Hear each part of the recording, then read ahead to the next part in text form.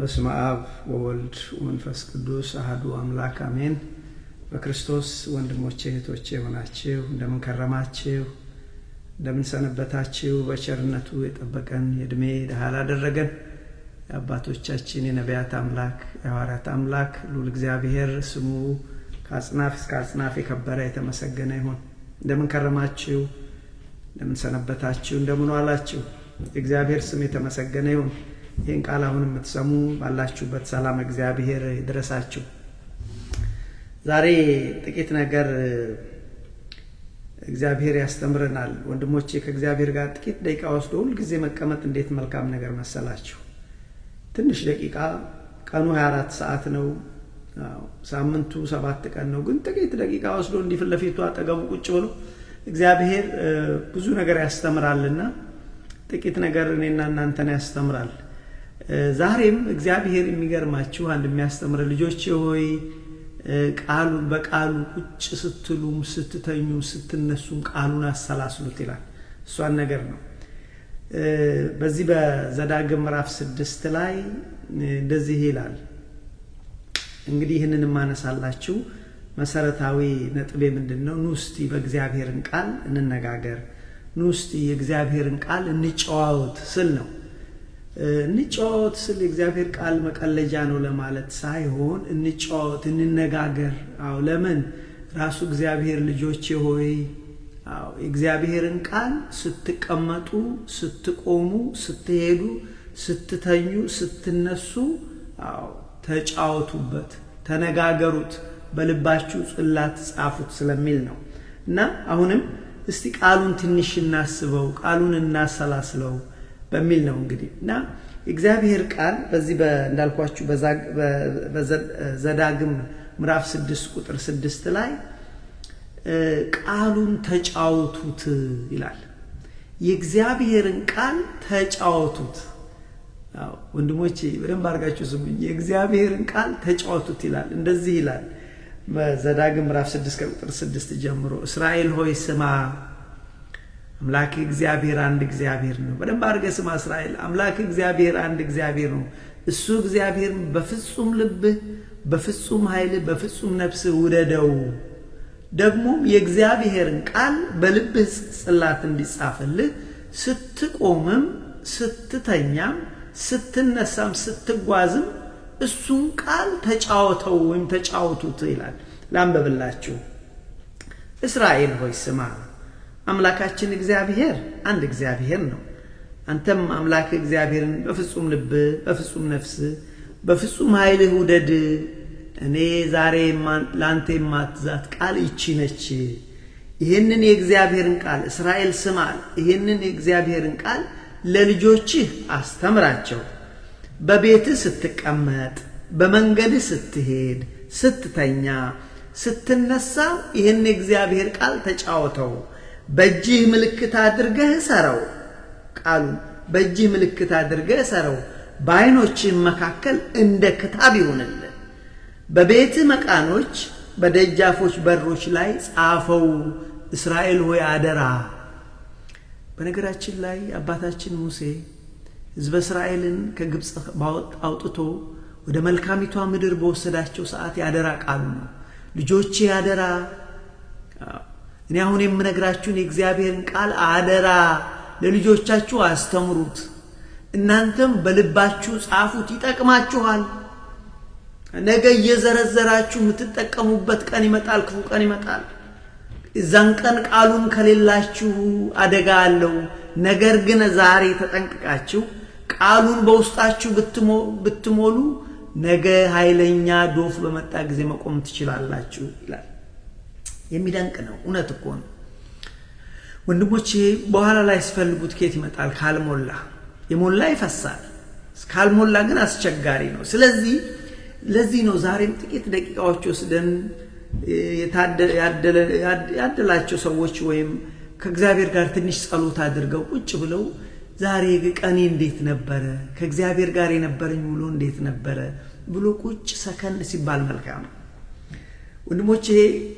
ሰከን ሲባል እግዚአብሔር ያስተምራል፣ ቁጭ አድርጎ ያስተምራል። ከልቤ ነው የምላችሁና በህይወት ውስጥ እንዲህ አይነት ልምምድ ማድረግ መልካም ነው። ለዚህ ነው እንግዲህ እኔም እዚህ ጋር ጸሎት አድርጌ ቁጭ በምልበት ሰዓት እግዚአብሔር በልቤ ያሳደረው ምንድነው መሰላችሁ? ቃሉን አሰላስሉ። በዚህች ሰዓት ምንም ነገር ባትሰሙ እግዚአብሔር እኔና እናንተ ምን ይላል? ልጆቼ ቃሉን አሰላስሉ። የእግዚአብሔርን ቃል ሁሉ ጊዜ አሰላስሉ፣ ሁሉ ጊዜ ተጫወቱ። ስትቀመጡ እሱን አውሩ፣ በሱ ተጫወቱ። ስትተኙ አሁን ቃሉን እያሰላሰላችሁ ተኙ። ስትነሱ ስትሄዱ እሱን እያሰላስሉ። ለምን? ጥቅም አለው። ወደ ጥቅሙ መጣለው ወንድሞቼ። ስለዚህ እግዚአብሔር ምንድነው ያለው? በቃሉ ተጫወቷል። ተጫወቱ ማለት ቁም ነገር ተነጋገሩበት። ይሄ ነገር ነው ነገ ያሻግራችኋል ብሎ አለ። አሁን እዚህ ጋር ጥቂት ነገሮች ብዬ እኔ ዛሬ አልቆይም። እንዳልኳችሁ እግዚአብሔር ያስተማረኝን ጥቂት ነገር ለእናንተ ለማካፈል ያህል ነው። ለምን ያስፈልጋል የእግዚአብሔርን ቃል መማር? ለምንድን ነው ያስፈልገው? why is that such important? የእግዚአብሔርን ቃል መማር ምንድነው ጥቅሙ? ለምን ያስፈልጋል? በሩጫው ነገሮች እነግራችኋለሁ። አንደኛ የእግዚአብሔርን ቃል ወገኖቼ ማወቅ እግዚአብሔር ለኛ ስላለው ዓላማ፣ ለኛ ስላለው እቅድ እንድናቅ ይረዳናል። ይገባችኋል? እግዚአብሔር ለኛ ዓላማ አለው። ዓለም ሳይፈጠር ያሰበው፣ አዳም ሳይፈጠር፣ አዳም ሳይበድል፣ ፀሐይ ሳትኖር፣ ጨረቃም ሳትፈጠር አስቀድሞ እግዚአብሔር ለኛ ያሰበው ሐሳብ አለ። ምን ብሎ? እኔ ሰውን በመልኬ እንዳምሳያ ይፈጥራለሁ፣ ያን ሰው ቤተሰቤ ልጄ አደርገዋለሁ፣ እሱ ከኔ ጋር ለዘላለም ይኖራል ብሎ አስቧል። ያንን ሐሳብ ዲቴል በሆነ መልክ አስቀምጧል። ለዚህ ነው የእግዚአብሔርን ቃል መማር እግዚአብሔር ለኛ ስላለው ሐሳብ እንድንረዳ ይረዳናል። ስለዚህ አንዱ ምክንያት ይሄ ነው። እግዚአብሔርን ቃል መማር ምንድነው ጥቅሙ? እግዚአብሔር ለኛ ያለውን ሐሳብ፣ ለኛ ያለውን ዓላማ፣ ለኛ ያለውን እቅድ እንድንረዳ ያደርገናል። ይሄ ብቻ አይደለም ወንድሞቼ። ለምንድነው የእግዚአብሔርን ቃል መማር የሚያስፈልገው? ሌላው ብላችሁ ብትሉኝ የእግዚአብሔር ቃል ወንድሞቼ የህይወት ምግብ ነው። አንድ ሰው በስጋው ምግብ ካልበላ ውሃ ካልጠጣ እንደማይኖር ሁሉ የነፍስ ምግቧ እግዚአብሔር ቃል። ነፍስን ካልመገብናት አደጋ አለ። ስለዚህ እግዚአብሔር ቃል መማር ለምን ያስፈልጋል? የህይወት ምግብ ነው። ወንድሞቼ የህይወት ምግብ ነው የእግዚአብሔር ቃል። ይሄ ብቻ አይደለም። የእግዚአብሔርን ቃል ሌላው መማር የሚያስፈልግበት ምክንያት በመንፈሳዊ ህይወታችን እንድናድግ ይረዳናል። ምግብ ነው። ምግብ አንድ ሕፃን ልጅ ምግብ ሲበላ ያድጋል። ካልበላስ ምን ይሆናል? ይቀጭጫል። እየቀጨጨ መጨረሻው አንድ ሕፃን ልጅ ምንድነው የሚሆነው? ይሞታል።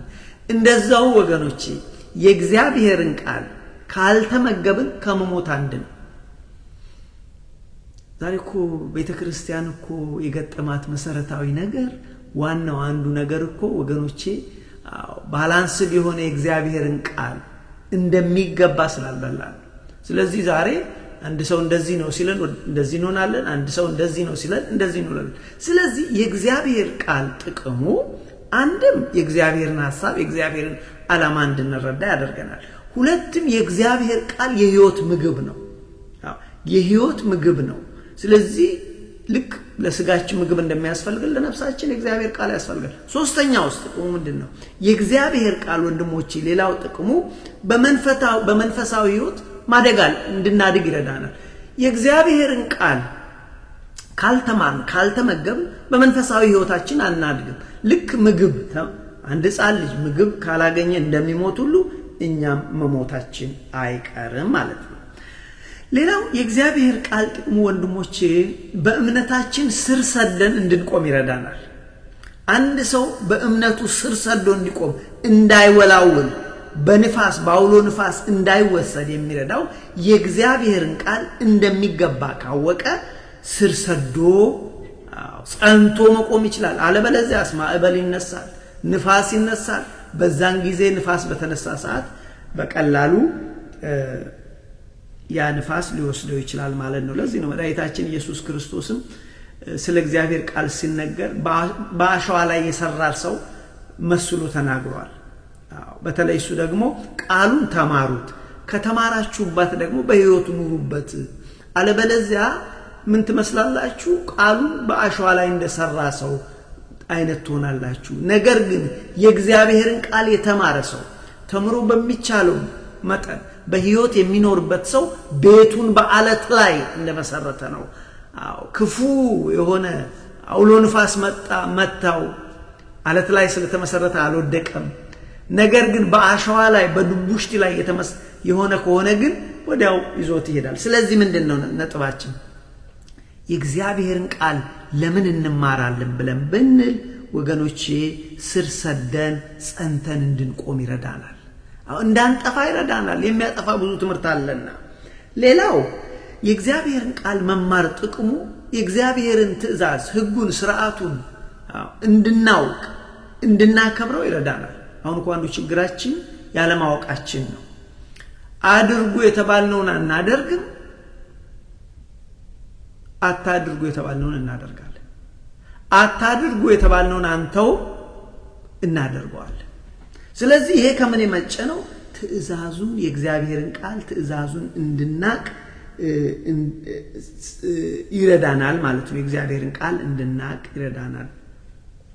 ሌላው ወገኖች የእግዚአብሔር ቃል ጥቅሙ ምንድነው ብላችሁ ብትጠይቁኝ የእግዚአብሔር ቃል እንደ ኮምፓስ ነው። ኮምፓስ አንድ መርከበኛ በውቅያኖስ ላይ ሲሄድ፣ በውቅያኖስ ላይ መቼም በተለይ ውጭ ሀገር ያላችሁ ወደ ሀገራችን ወደ ኢትዮጵያ ስንሄድ ውቅያኖስ ረጅም ሰዓት ይፈጅ፣ በጣም ያሰለችን። በአውሮፕላን እንኳን ከ8 ሰዓት እስከ 10 ሰዓት ይፈጃል። አትላንቲክን ስናቋርጥ በጣም ሰፊ ነው። ስለዚህ አንድ ሰው መርከብ ቢኖረው ኮምፓስ ባይኖረው ከዚህ ተነስቶ ኤዥያ፣ ከዚህ ተነስቶ አፍሪካ መድረስ አይችልም። ከዚህ ተነስቶ አውሮፓ መድረስ አይችልም። ኮምፓስ ያስፈልጋል። እንደዛውም በህይወት ስንኖር የእግዚአብሔር ቃል ልክ እንደ ኮምፓስ ነው። ዓለም በተባለችው ውቅያኖስ ላይ እንደሚገባ እንድንቀስፍ ይረዳናል። አለበለዚያ ምን ሆነናል? እንጠፋለን።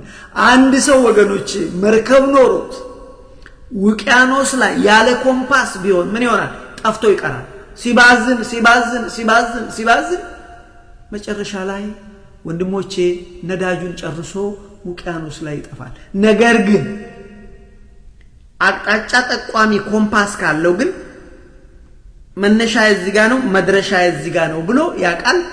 በዛች በተወሰነ ሰዓት እንበልና ለ10 ሰዓት ለ11 ሰዓት የሚበቃ ነዳጅ ካለው ከዚህ አውሮፓ በቀጥታ ያለምንም ችግር ይገባል። ነገር ግን ኮምፓስ ከሌለው ውቅያኖሱ ላይ ቀን ሙሉ 24 ሰዓት ሲዞ ነዳጁን ጨርሶ ይጠፋል ማለት ነው። እንደዛው በህይወት ስንኖር የእግዚአብሔር ቃል ለኛ ኮምፓሳችን፣ አቅጣጫ ጠቋሚያችን፣ መመሪያ አሳያችን ነው። ሌላው የእግዚአብሔር ቃል ከእግዚአብሔር ጋር ጥልቅ የሆነ ቁርኝት፣ ጥልቅ የሆነ ዝምድና፣ ከእግዚአብሔር ጋር ጥልቅ የአባትና የልጅ ፍቅር እንዲኖረን ያደርጋል። ለምን? ስለ አባታችን ይነግረናል። ስለኛ መብትና ግዴታ ያስተምረናል። ስለዚህ ከእግዚአብሔር ጋር ያለን ጥልቅ የሆነ ቁርኝት እንዲኖረን ያደርጋል። ሌላው የእግዚአብሔር ቃል ጥቅሙ ምንድነው ብላችሁ ብትጠይቁኝ ስናቀው የእግዚአብሔርን ቃል ስናቀው ኃጢያትን ጠልተን በጽድቅ መንገድ እንድንሄድ ይረዳናል።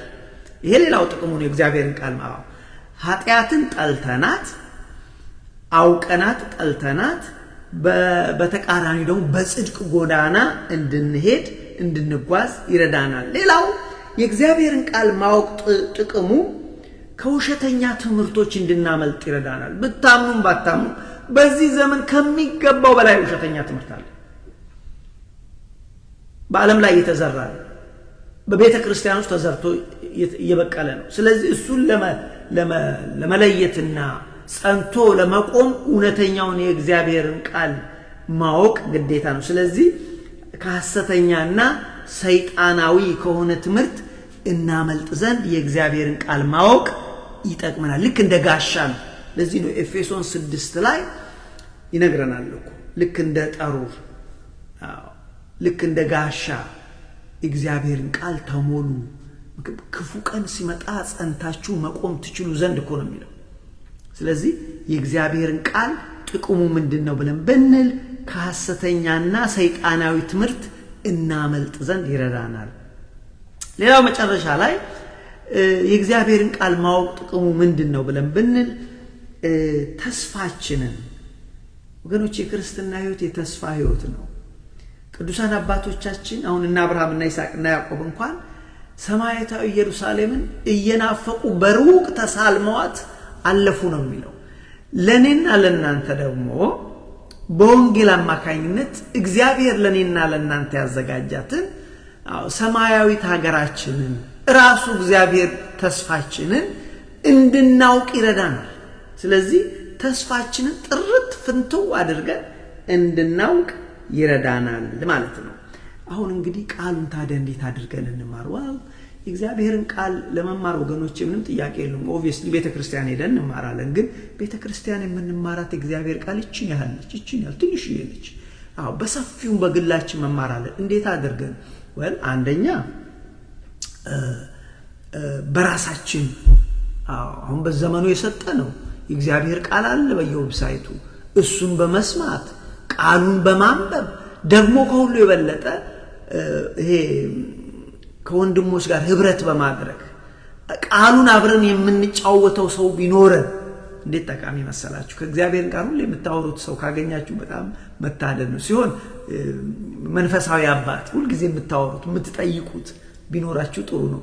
እሱ ቢጠፋ ግን መንፈሳዊ ወንድም ስለ እግዚአብሔር ቃል እያነሳችሁ ኤቭሪ ዴይ አብራችሁ የምትጫወቱት ሰው ቢኖር በእግዚአብሔር ቃል ማደግ እንችላለን ማለት ነው። ምን እናድርግ? አሁን ጨረስኩ። ትልቁ ነገር ዛሬ የተነሳንበት የእግዚአብሔርን ቃል እግዚአብሔር ምንድነው ያለው? ስትቆሙ፣ ስትቀመጡም፣ ስትተኙም፣ ስትነሱም የእግዚአብሔርን ቃል ተጫወቱ፣ ለልጆቻችሁ አስተምሩት። ለልጆቻችሁ አስተምሩት። እንደዚህ ነው ያለው። እስራኤል ሆይ ስማ፣ አምላካችን እግዚአብሔር አንድ እግዚአብሔር ነው። አንተ አምላክ እግዚአብሔር በፍጹም ልብ፣ በፍጹም ነፍስ፣ በፍጹም ኃይል ውደደው። ዛሬ እኔ ላንተ የማዛት ይቺ ነች ያለ እግዚአብሔር ምንድነው? የእግዚአብሔርን ቃል ወይም ቃሉን ለልጆችህ አስተምራቸው። በቤትህ ስትቀመጥ አንተ ራስህ፣ በመንገድ ስትሄድ፣ ስትተኛ፣ ስትነሳ ቃሉን ተጫወተው፣ አሰላስለው ማለት ነው። በእጅህ ምልክት አድርገህ የእግዚአብሔርን ቃል ሰረው። በዓይኖችህ መካከል እንደ ክታብ ይሁንልህ። በቤቶችህ መቃን ላይ፣ በደጆች በሮች ላይ ጻፈው ይላል። ስለዚህ ወንድሞቼ የእግዚአብሔር ቃል እጅግ ጠቃሚ ነገር ነው። ቅድም ጊዜ እንዳልኳችሁ እንግዲህ የእግዚአብሔር ቃል በጣም የሚያስፈልገን ነው። እግዚአብሔር ለኛ ስላለው ዓላማ የሚያስተምረን ነው። የእግዚአብሔር ቃል የህይወት ምግብ ነው። የእግዚአብሔር ቃል በመንፈሳዊ ህይወት እንድናድግ ይረዳናል። ስር ሰደን ጸንተን እንድንቆም ከፈተና እንድናመልጥ ይረዳናል። የእግዚአብሔርን ህጉን ስርዓቱን ጭምር እንድናቅ እንዳንወናበድ ይረዳናል። በዚህ ዘመን ካለ ከኃጢአትና ጠላት ከሚሰራው ክፉ ነገር መጠበቅ እንድንችል አጥቆ ይረዳናል። ዞሮ ዞሮ ለዚህ ሁሉ ጥቅም አለውና የእግዚአብሔርን ቃል ዕለት ዕለት ቁጭ ብሎ ማሰላሰል